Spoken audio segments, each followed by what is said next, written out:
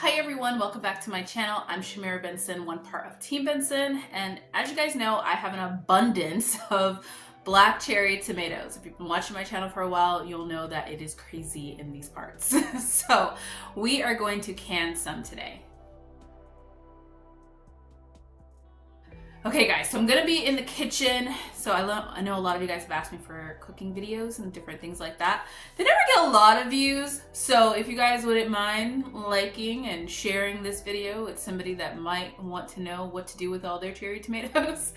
But I am going to do a video for you guys on canning black cherry tomatoes. I have a crazy abundance of them.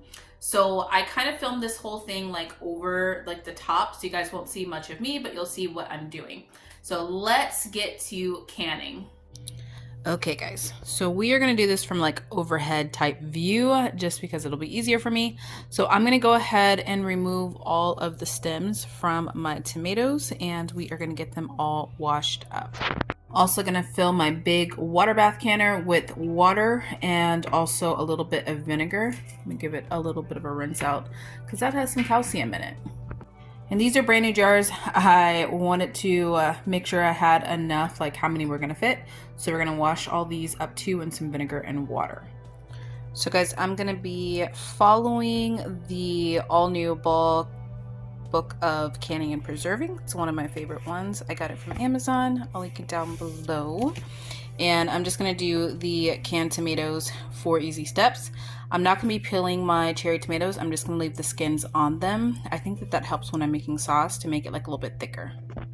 So guys, I suggest putting on your water first before I start doing anything because this big pot takes a long time to boil and it's already like 10:17 here in Arizona, so I'm doing this in the middle of the night. I'm going to be adding like a splash of vinegar and that's just to keep any calcium down from off the jars. Since we have a big water filter on the house, it's typically not an issue, but it's just a force of habit, I think, for me.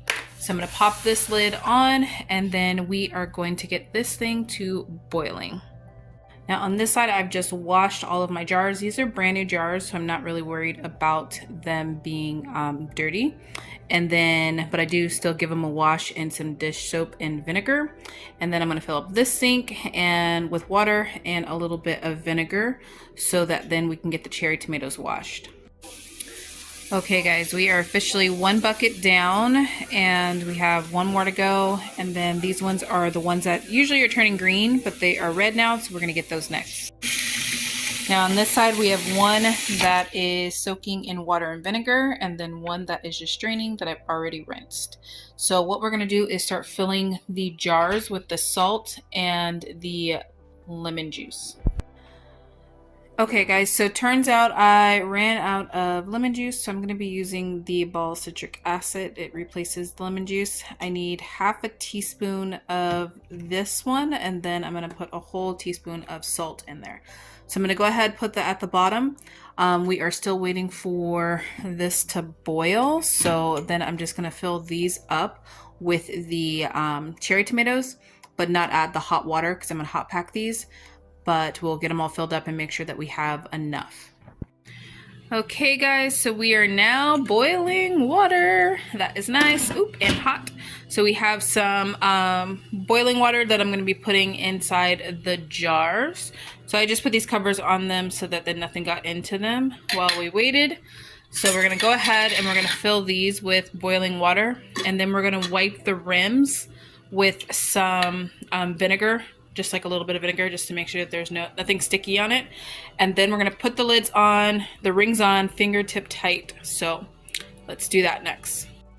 So guys, it also says it wants a 1/2 inch headspace, which is gonna be right to there. So I'm just gonna measure that and then just add water into to make it a 1/2 inch. Now my trick to just sterilizing things too, I wash it, but I also just stick it in here. This is a little magnet thing. This is boiling vinegar and water, so to me it just makes it more sterile. Okay guys, we're gonna drop these down, make sure that they're completely covered with water, and then we need to process them for 45 minutes once it starts boiling again. Okay guys, and this is 10 jars, 10 jars of all nice greatness. Now you want to make sure that they've all popped down. These have all cooled overnight, so I spent some time doing these because I had to do them in 2 batches. And you also want to make sure that, you know, they're all fine. I'm gonna wash these up because I know that there was like some seeping in, like with some water coming out, so I want to make sure everything is like not sticky. And then wash it all up, cleaning all up, and then date it and put what's in it, even though we know it's cherry tomatoes, but I'm still gonna put what's in it.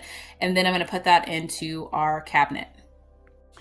So guys, learning to can was something that I thought was going to be super, super scary, and I didn't want to do it. But after I figured out how to do it, it has made life so much easier. So this cookbook, this canning book, has really helped me. I will link this down below. I got it off of Amazon. And it's helped me be able to get my confidence up when it comes to just canning things. I was afraid of like botulism and like killing my family. Although if something has botulism, you will know it. Like when you open it, there will be mold, or like you'll smell something, or like the can will bulge, or the top will pop, or the top will pop and it'll be molding or something like that. So you just know not to use those. So always look at your stuff. But that's the same thing when it comes from if you buy something in the store. You don't want to open something and then just start eating it. You want to open it and look at it, smell it, and then pour it in your pot. Because even canned things from big manufacturers, which have a higher percentage of botulism, can have that and harm your family. So you might as well know what you're putting into your jars versus not knowing what somebody else is putting into your jars. Now, I will say that I do prefer lemon juice over citric acid. Citric acid is just like it's like replacement for lemon juice, but I like the taste of lemons. So when it has lemon juice in there, it does give it like a little bit of a taste. Citric acid, it doesn't give it like a taste or anything like that, but it doesn't have that lemon tomato taste that I love and cook with a lot. But it's going to be easy for me just to grab and go these different things. So, and it's something that I can use to, you know, preserve all of these lemons, or not these lemons, but these black cherry tomatoes. Now I did have another bag that I then put in the freezer, but at any given time I can take those out of the freezer and then just blanch them, put them in the jars, and save space that way in my freezer. So when we do get our cow in, I probably will be doing that because we'll probably have used up some of these jars, so I'll have empty jars. Just like I have a small space garden, got a small space house. So we have to be able to put things where they can fit. But I hope this video was helpful. Hope you guys liked it. Hope you're canning your cherry tomatoes. And until next time, grow yourself a garden, because even a small space can provide you with tons of food. Bye guys.